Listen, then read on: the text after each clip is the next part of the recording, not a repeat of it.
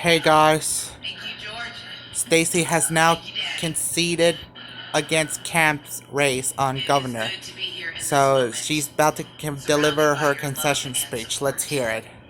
And let me begin by offering congratulations to Governor. Brian Kemp.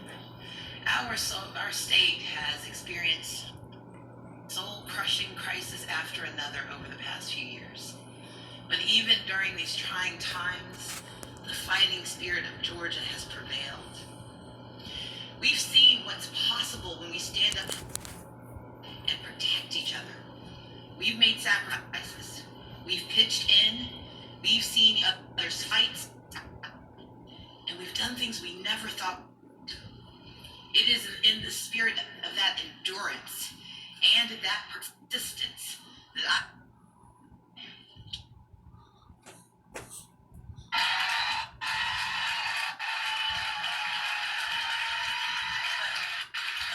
got into this race to fight. And not just any fight. Georgia. Let me fix this stupid TV for a while. Alright. Oh, come on. Okay, that should help. I got into this for a fight for what we know to be true deep down in our bones. That the state of Georgia, the people of Georgia, deserve more. Over the last year, in big cities, in small towns, in living rooms, in classrooms across the state, I have met thousands of people face to face. It feels like 2.3 million. And here's what I know for sure. We come from different backgrounds, different religions, speak different languages. We feel passionate about different issues in very different ways. But despite our differences, despite what people will tell us separates us, for the most part, we want the same things. We want to live in a Georgia that works for everyone. A Georgia where every person has a voice in our democracy and doesn't have to show up early to make it so. Because voting is a fundamental right, not a privilege for the wealthy few. A Georgia where we can all breathe clean air and drink clean water because we decided to use our power to fix our climate and save our planet. Drill down to take titanium out and spoil what we have in the state of Georgia. A Georgia where hope lives in the heart of every child, but it sits there, rests there along with opportunity because we invested in quality public education into a life full of dignity and no shooters in their schools. A Georgia where every person can not only afford to see a doctor, but there's a hospital if they need one. They can get their prescriptions filled because drug companies and insurance companies block it, and because we've expanded Medicaid because 500,000 Georgians deserve access to health care in this state.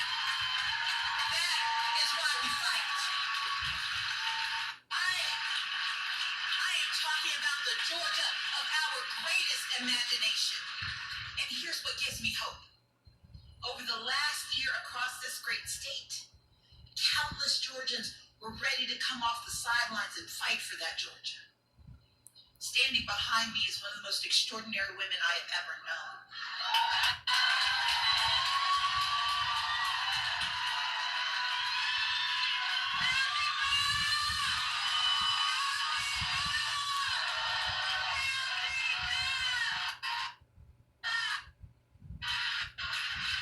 From the moment I got into politics, I've always promised to level with the people of Georgia. And I'm here to tell you that what we have architected in this state does not end today. And this woman is one of the reasons why. Lauren Wargo is our champion. She is our friend. And she deserves our praise and our thanks. Because this is the Georgia she's helping us build. Yeah.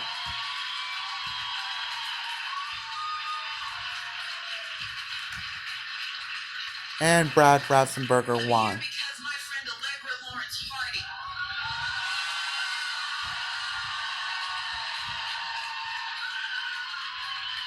is one of the fiercest attorneys you will ever meet.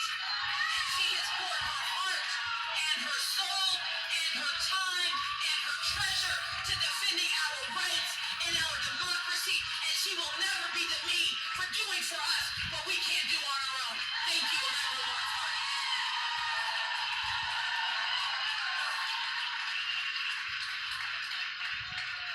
I see in this crowd women and men who have been a part of this journey since I put my name on a ballot in 2006. And while I may not have crossed the finish line, that does not mean we will ever stop running for a better Georgia. Yeah, Stacey. We will never stop running for the truth that we know to be true, for the people we know need to see us, for the ones who don't know they deserve to stand, let alone run. You've been listening to Stacey Abrams concede the governor's race. Alright, let me see if I can find another one. Alright, here it is. And we're about to get ready to hear Brian Kemp's victory. Well, how about them dogs? Well, thank y'all so much. It looks like the reports of my political death Screw you, Kemp. Screw you. And listen, it is a great night to be a Georgian. Racist piece of crap. For coming to be with our family tonight. Let's hear it for the best first lady and the best first daughters in the nation. Boo!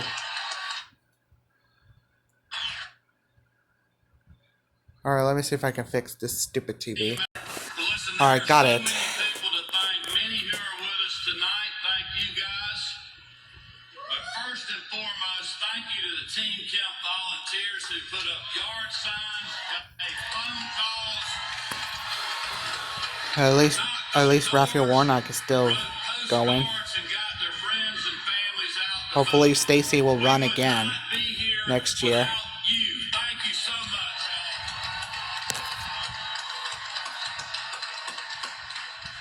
I also just want to thank all the other statewide candidates and our state legislators who are here. Thank you guys and congratulations. Boo! I know you all have worked incredibly hard over the last few months, and I look forward to working with each of you over the next 4 years to keep our state moving in the right direction. Oh, you will lose soon. Just wait.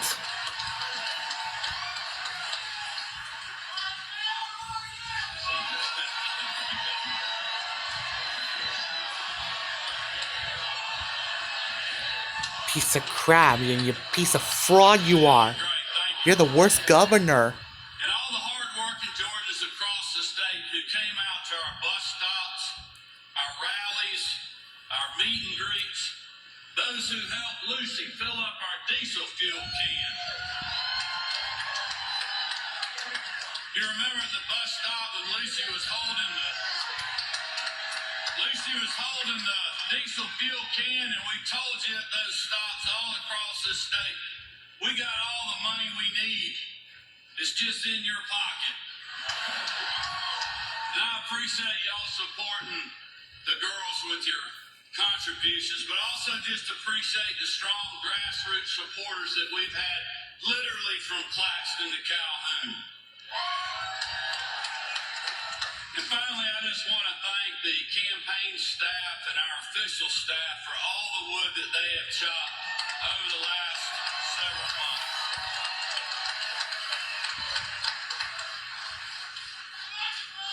We love y'all. As you all know,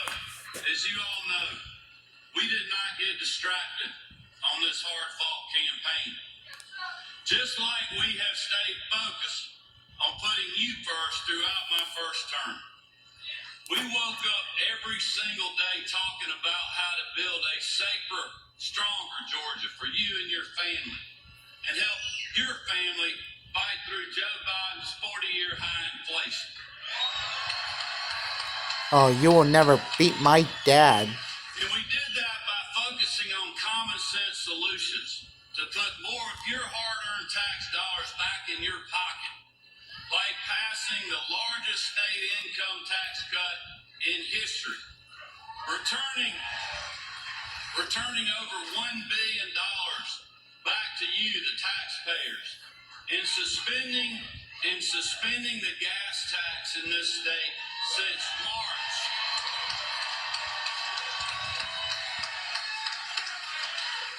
And we are not about to stop there. Come January 2023, we're going to send another $1 billion back to the taxpayers.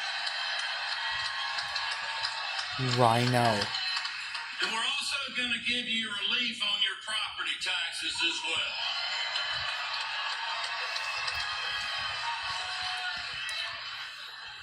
But we also focused on how resilient Georgia's economy has been despite the disaster we're seeing in Washington, D.C. and across the country thanks to Joe Biden. But in Georgia,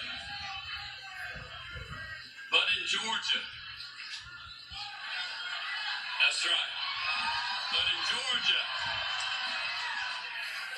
Georgia, we have record low unemployment. The most people ever working in the history of our state. Historic investment in rural Georgia. In the 2 largest job projects in state history were announced just in the last year. But this campaign was also about keeping you and your family safe, and by backing our men and women in law enforcement.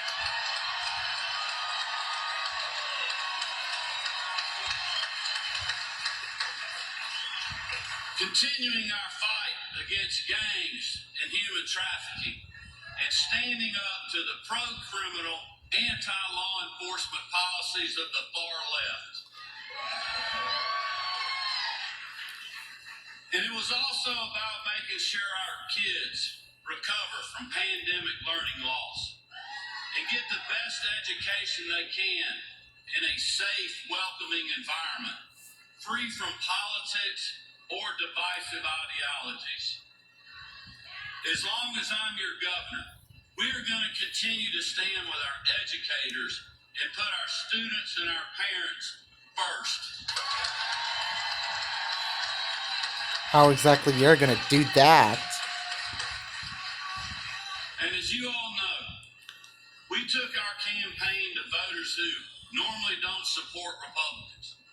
Because no matter where you live or what neighborhood you are from, hardworking Georgians want their families safe, their streets safe, and they want good paying jobs and a quality education for their children.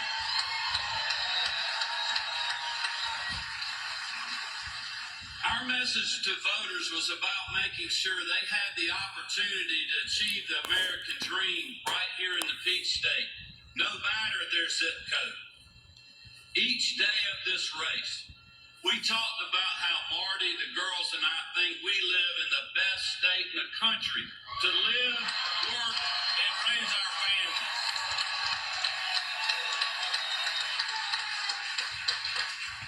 And we all know that my opponent disagreed. But looking at the results tonight, we made sure that Stacey Abrams is not going to be our governor or your next president. Oh, I want her to be president.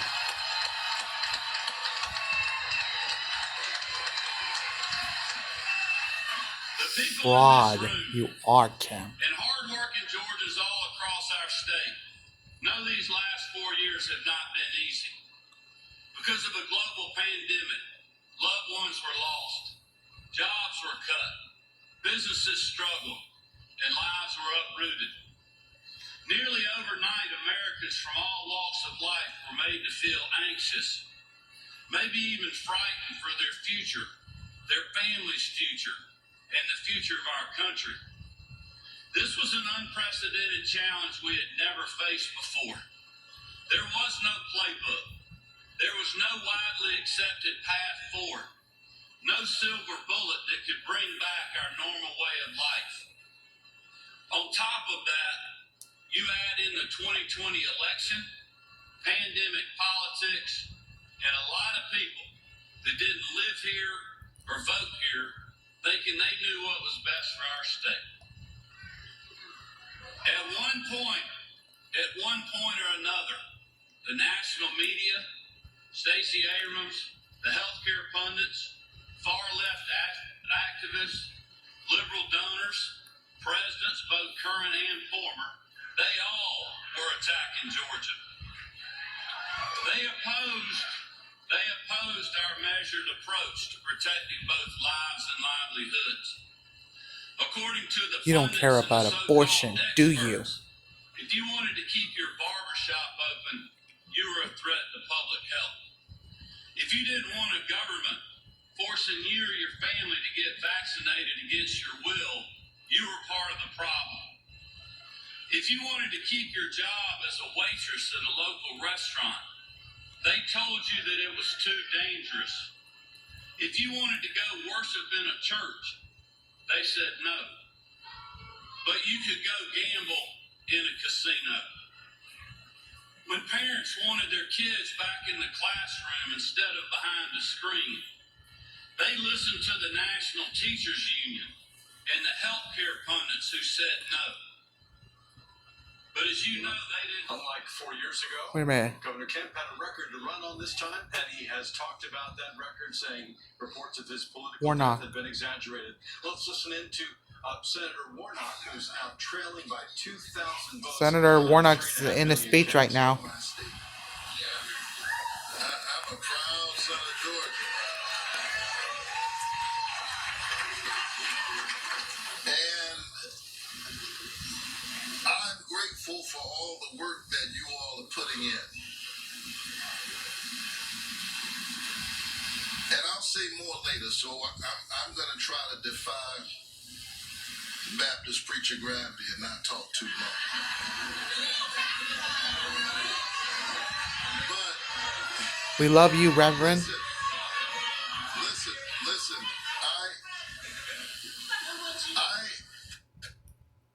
always knew that this race would be close. And so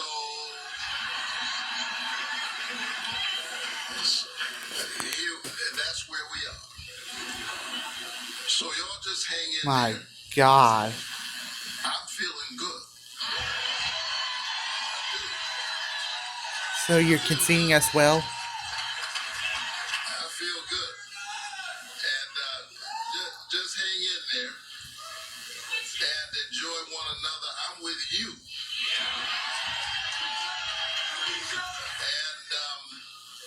And we know how much is at stake in this election. So thank you for being with me, and I'm grateful that we're together every step of the way.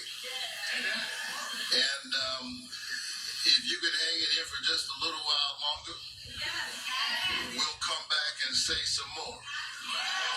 All right. But in the meantime, I'm going to say to you what my church every Sunday. Keep the faith. Keep the faith. Keep looking up. Keep looking up. All right, that was Reverend Raphael Warnock addressing his supporters. That's my senator. There is some more time to go before we'll know how this race. Alright, if you guys like this video, please make sure you subscribe and drop a like and give a dislike to Brian Kemp. And The first thought in my head was, are you talking and about in a month? and I'm very upset right Because now it's not up to us to call this race, that Kemp won again. to a runoff at this point, but So if subscribe my channel, drop a like, comment below, and make sure you also follow me on Twitter, turn on notifications so you never miss a video.